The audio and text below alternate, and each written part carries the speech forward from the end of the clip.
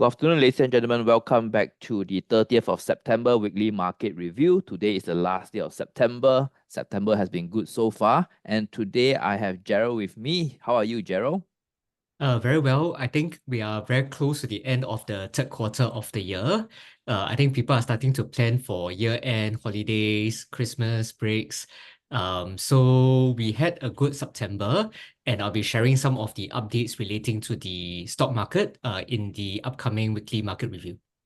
Yes, indeed. September usually is the most volatile month, but this year, rather going to the US election, we are seeing a positive November. So that's a good sign. And last week, we had a giant stimulus from China. And earlier part of the month, we have the US 50 basis point cut in the interest rates. So I think all is looking good. And today, you'll be sharing with us more of the China stimulus and news from the Chinese market, right? That's right. Okay, so as usual, we'll start with the disclaimers that today's sharing is for information purposes only and should not be taken to be financial advice. Okay, if you find the weekly market review helpful, do leave us a review on Google by scanning this QR code or going to this URL.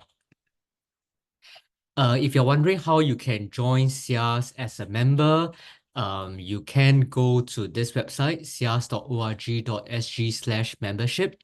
And as a SIAS member, you'll be able to access various resources as well as investor education programs. Okay, so we start with a recap of the global markets.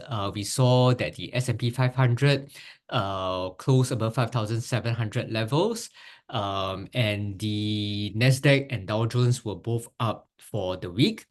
For the STI, it was a bit weaker with a bit of a pullback to below 3,600 level, closing at 3,573, following a 1.4% decline. But the big mover in the global markets last week was really China. We saw that a lot of the stocks relating to China had very significant gains, and that is something that we'll share a bit more on today. Okay, in terms of the economic data, something that we shared that we'll be looking out closely for is the US personal consumption expenditure data. The inflation here is actually what the US Federal Reserve uses as their benchmark of inflation.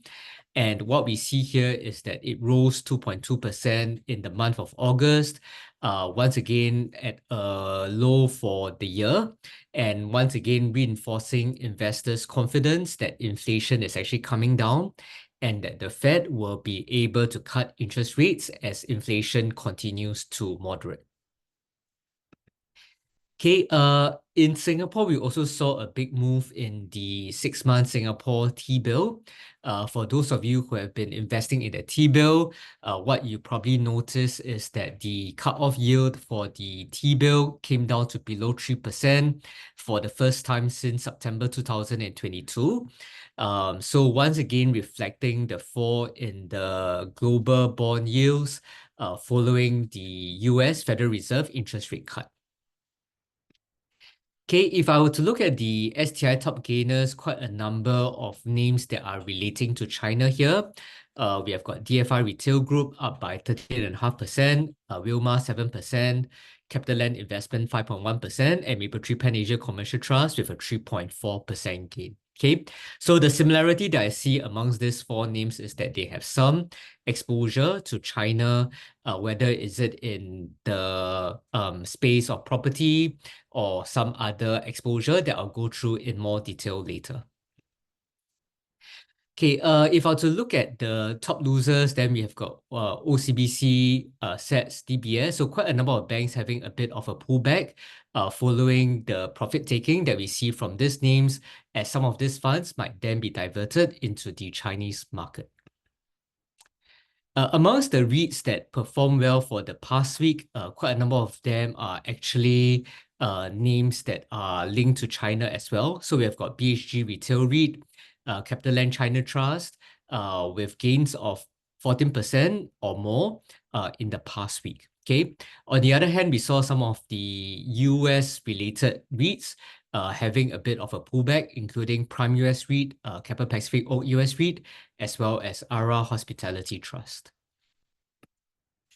Okay, if I were to dive deeper into the market outside of the STI, there were also a few stocks that saw significant gains, including Yanlot, Chinese property name that had close to a 30% gain in the past week.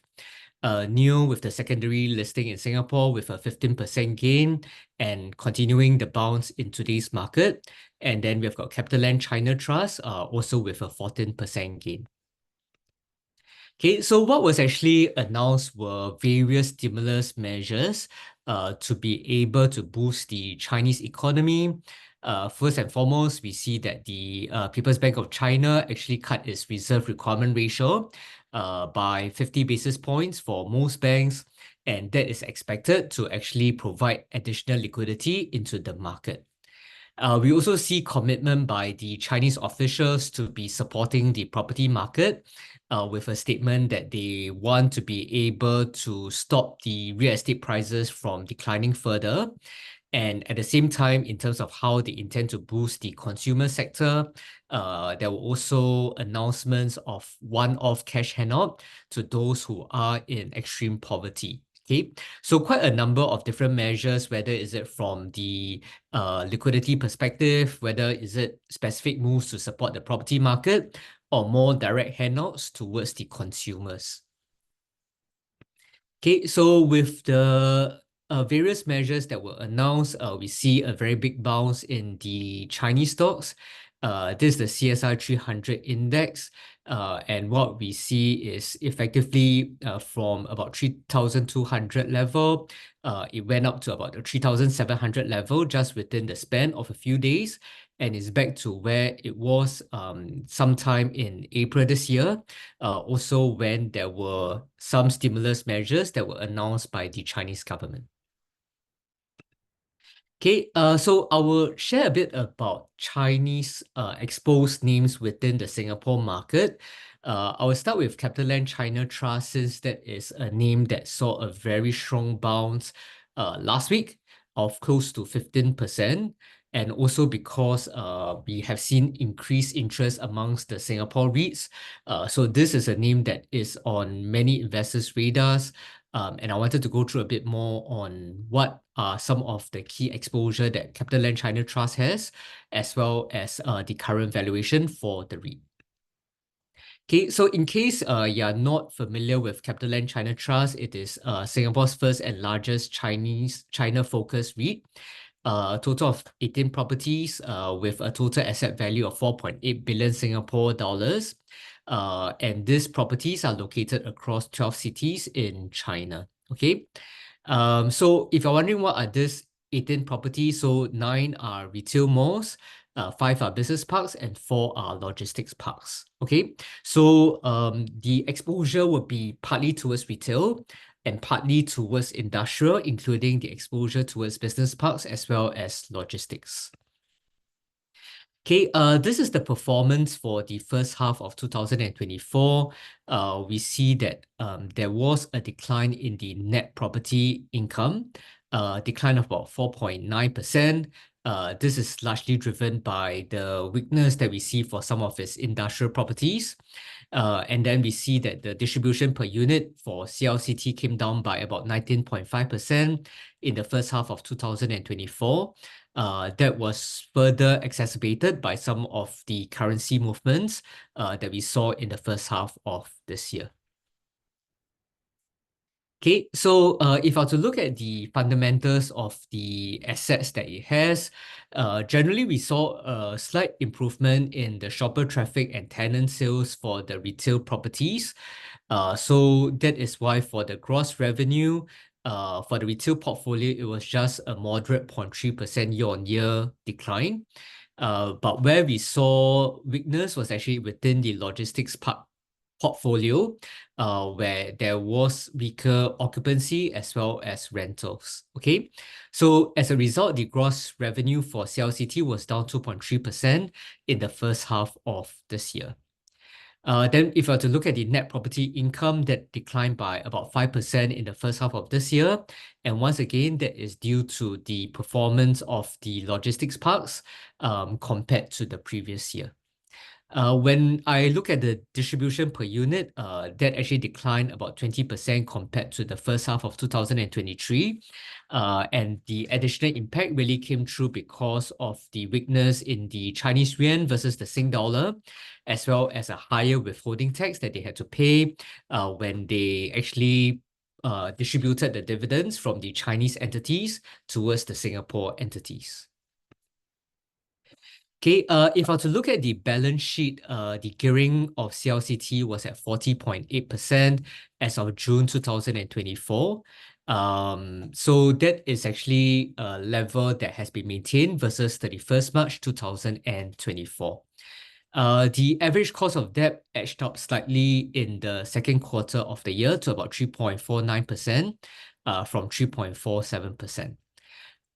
The company also provided some sensitivities around how various interest costs would be impacted if there is an increase or decrease in the interest rates. And what we see here is that if there is a 50 basis points decline in the interest rates for the RMB loans, then what they expect to be able to see as an uplift from the distribution per unit will be at about 1%. Okay, so in terms of the valuation for CLCT now, following the very sharp move that we saw in the past week, effectively it went from below 0.6 times price to book, now to 0.72 times price to book. And if you're to look at the distribution yield with the sharp move, it is now at about 7% dividend yield, which is slightly lower than the historical average dividend yield of CLCT.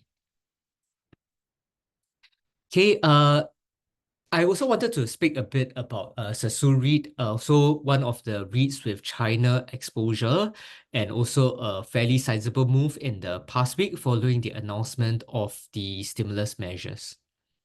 Okay, so in case you're once again not familiar with the REIT, they are focused on outlet malls in China. Okay, so slightly different exposure compared to CLCT, even within the retail segment, with a greater focus towards the outlet malls, which would be different from how we perceive some of the malls that might be located in the big cities within China. Okay, so in terms of the portfolio that we see distributed across different places, including in Kunming, so those are the total assets that Sasseur REIT will have, with a valuation of 8.5 billion Chinese yuan as of June 2024. Okay, as a summary of the performance of the REIT, we saw that the outlet sales was just down slightly in the first half of this year by about 4%. The occupancy remained fairly stable at about 98%. And what we see here is that the distribution per unit fell by 5% in the first half of this year. So not as significant a decline compared to what we saw for CLCT. And the aggregate leverage for Sasseur REIT is fairly low at 25% as at June 2024. Okay, so once again, in terms of the valuation, now at about 0.84 times price to book, quite close to the historical average, and a dividend yield of close to 10%. Okay, CapitaLand Investment, this also saw a very big move, and since August, we have seen the share price of CapitaLand Investment moving from about 250 per share to now above $3, so more than 20% move over the past 2 months. I've shared about CapitaLand Investment in the previous weekly market review as a summary of the first half results, so I shall not go through that again. But if I'm looking at the latest valuation after the move last week, CapitaLand Investment is now at about 1.15 times price to book, which is close to the historical average valuation for the stock. Okay, next, Wilmar, one of the STI stocks that saw fairly sizable gains last week.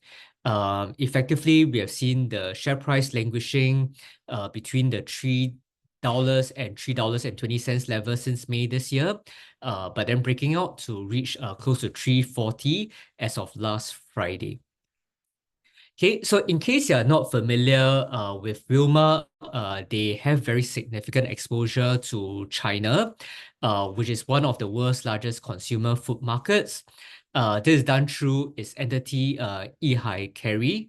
And as we can see here, they are the #1 consumer packed edible oils, rice, and flour company. They are very big in refining edible oils, as well as crushing oil seeds within the Chinese market. Okay, so this was data that I got from 2019, and from then they would probably have further grown some of the exposure that they have in the China market. Okay, so in case you're wondering what are some of these businesses that it has, so within oilseed crushing, effectively what it can do is to take some of the say sunflower or seeds and actually be crushing them into oil and other products that can then be used for either consumer purposes or for industrial purposes. Then within oleochemicals, this is what we see for some of, say, the dishwashing liquid or other detergents that will also require some of these chemicals that is being produced by Wilmar as well. Okay, so this is the performance of Wilmar in the first half of this year. We actually saw that the company's profit before tax grew by 6% compared to the first half of 2023. So they were still actually able to grow their PBT even with the weakness that we see in consumer demand in China.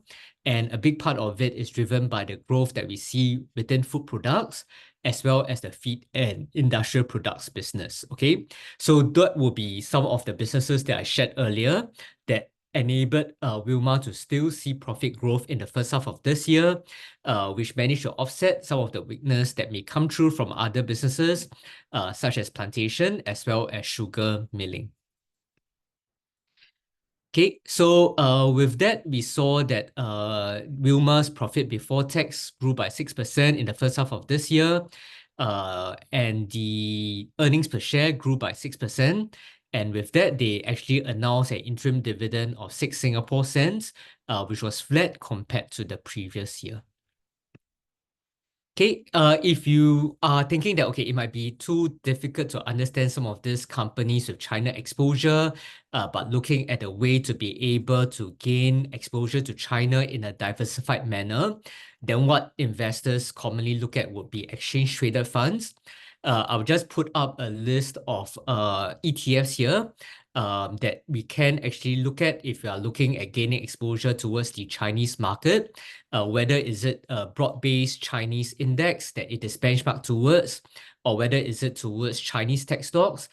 We can actually find different ETFs that allow us to gain exposure into the Chinese market.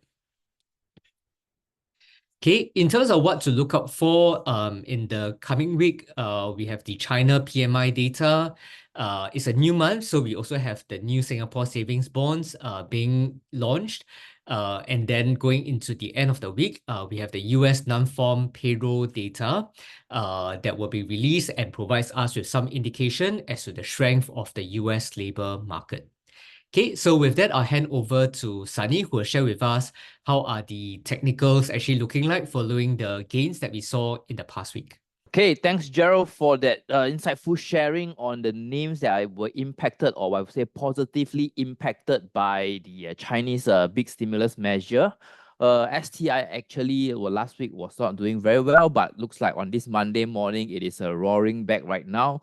So you can see that the STI index last week, on the early part of the week, we tested the 2018 high around the 3,641 points level. And we have reached a new year-to-date high as well, early part last week to 3,652 points. So that is the year-to-date high that we are looking at. and we hope that we could end the year closer to that year-to-date high. So STI actually pulled back a bit last week, which is not a surprise because we said that it's testing the 2018 high, as well as the RSI indicator hitting the overbought level. Hence, a technical pullback or technical correction is possible. And the MACD last week, we also observed the weakening of the MACD reading. And today we had a sort of this week, early this week, we have a confirmation that the MACD had a crossover, and this now signifies that it's going into a downtrend kind of movement. So where is STI likely to hit going forward? So with these two indicators showing that the trend is likely going to continue downwards, the next support level that we can be looking at will be the 20 days moving average, which is now at the 3,554 points level. Looking at this level is also quite close to what this morning, Monday morning reading is at 3,583 points. So that could may not be able to hold the so far the momentum, the downtrend momentum that we are seeing so far. And the next support level could come in the July high that you see here, which is around the 3,509 points level. So the 3,500 handle would be something that a lot of investors will be looking at. And I believe that would be the first point of a support coming in should there be further pullback in the STI index. Of course, the next support level would then be the 50 days moving average, now around the 3,477 points level. So for the STI index, I believe the uptrend that we are seeing so far is likely to continue, and the support level at 3,500, which is the July high, as well as 3,477 points around this zone over here, that will be where we see buyers come in again to support the STI index, and you can consider to accumulate around this region to participate in STI uptrend or rebound towards the end of the year. Next, let's move to the US indices. So you can see that among the US indices, the Dow Jones was the only index that saw a 137 points jump on Friday. We had a big pullback on the S&P 500 and the Nasdaq Composite on Friday. Okay, so let's touch on the Dow Jones Index first. Firstly, last Friday, we have another new all-time high on the Dow Jones Index at 42,628 points. We also have a new all-time close at 42,313 points. So this is a very encouraging signal that actually the US economy is doing quite well. And the 50 basis point rate cut that we saw in early part of September was actually helping the broader market as well. So where is Dow Jones likely going to hit in the coming weeks? We can see that the Dow Jones Index has the uptrend momentum is still intact. We still have a positive MACD reading. However, in the past 3 trading sessions on the Dow Jones Index, we see that the uptrend momentum is actually weakening already. And this candlestick formation, which has a very long wick at the top, is not a very good sign. It means that the uptrend momentum that we see in the past few weeks or past few months has actually weakened quite a lot already. And the RSI at the 66-point reading is also 4 points away from the 70-point overbought level. And that could mean that once it crosses above that level, we could head into a sort of a correction or a technical pullback on the Dow Jones Index. So I would say that now the risk-reward ratio may not be in your favor if you were to go long on the Dow Jones Index right now, but rather wait for a pullback towards the previous high that we saw at the end of August. And that is around the 41,500 points level, somewhere on the 30th of August. That could be the first support level, and that could also coincide somewhere near your 20 days moving average, which is at 4,452 points. Okay, below this, the 50 days moving average coming at 40,905 points. So the 41,000 will be the key handle that we are looking at for the Dow Jones Index to continue the push upwards. So we can consider to accumulate around the 41,500 points or the 41,000 handle. So this zone would be the optimum sort of the most closest or recent support that we are seeing before we see a rebound in the uptrend upwards. Okay, so next let's move to the S&P 500 index. The S&P 500 index, as usual, did not have a positive close last Friday, but on Thursday we had a new all-time high as well on the S&P 500 index at 5,767 points, and then we also have a new all-time close on Thursday. So this pullback on the S&P 500 index, there is at the moment, I don't see it as a sort of the first signal of a pullback on the S&P 500. Yes, we still have a positive reading from the MACD indicator, but that positive momentum as measured in the last 3 trading sessions has been weakening. And the RSI is showing a similar behavior in the Dow Jones Index as well. The 64 points reading now currently 6 points below the 70-point overbought level means that we are very close to a near-term peak at least, and then a technical pullback may happen. And the 20 days moving average now at 5,615 points could be the first support level. The previous high around the 17 July period at 5,669 points could also come in with some support as well. And I just want to take note that the 50 and 20 days moving average levels, right, at 5,600 and 5,560 points level, those are very close together. They could find some confluence in the near term in the next few weeks if the index continue to push upwards. So that could provide a very strong confluence. That means a very strong support level for the S&P 500 along the 5,500 points level should a pullback happens. Okay, lastly, let's move to the tech-heavy index. So I did a measurement of the tech-heavy index. Tech-heavy index Nasdaq do not have a new all-time high last week. We are about 3% away from the all-time high on 10th of July. So there might still be a bit more upside to go for the Nasdaq Composite Index. As you can see, the tech index actually had a bit of a rebound last week. We had a sort of positive jump on Thursday. Okay, over here, and that is on the back of the Chinese stimulus as well. Okay, and the Friday data, PCE data, right, actually also helped a bit on the index. I believe that's why the Dow was up, because that shows that inflation is firmly under control right now, and the Fed is right to be able to cut 50 basis points. And going forward, they can fully focus on the labor market, which the first reading of the latest labor market will come in this Friday in the non-farm payroll readings. Okay, so let's touch on the key support level for the Nasdaq Tech Heavy Index first. We have a positive MACD reading, but looking at the momentum in the past few trading sessions, I would say it's neutral right now. The positive uptrend is still intact. The positive reading is still there, but the momentum is slightly coming down. And the RSI at 61 still have a bit of space to go before it hits the 70-point overbought level. And that yellow line that you see on the RSI, the 14 days moving average, could help to push the RSI reading up in the next few weeks, and then touching the 70-point overbought level before we see a retracement. So I still have a very good, I think there's a very high chance that we can retest the all-time high on the 11th of July at 18,671 points, with the support coming in over here, the 20 days moving average, now finding confluence with the blue line right now, which is the 50 days moving average at 17,550 points. That is the level. If let's say a pullback happens to this level, that is the level to accumulate to play the long game towards the end of the year to retest the all-time high at 18,671 points. Okay, so starting tomorrow will be a new month, and there's a lot of things to look forward to towards the last quarter of this year. Anything to add, Gerald, before we end off today's session? Yeah, so I think we have seen quite a lot of major moves in the financial markets for the month of September. We actually saw the US Federal Reserve cutting the interest rates for the first time in 4 years.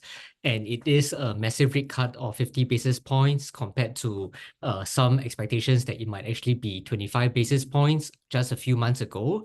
Then thereafter, we saw the massive stimulus by the Chinese government that actually drove a very big rally in stocks relating to the China market. So those are things that we'll see how they will further impact the markets going to the month of October. And we will continue to update you through the weekly market review. Yes, and I think that is all the time that we have for today. So we will see you guys back again next Monday on our weekly market review. So do stay tuned, and we'll update you with the latest market movement. See you again next week. Goodbye.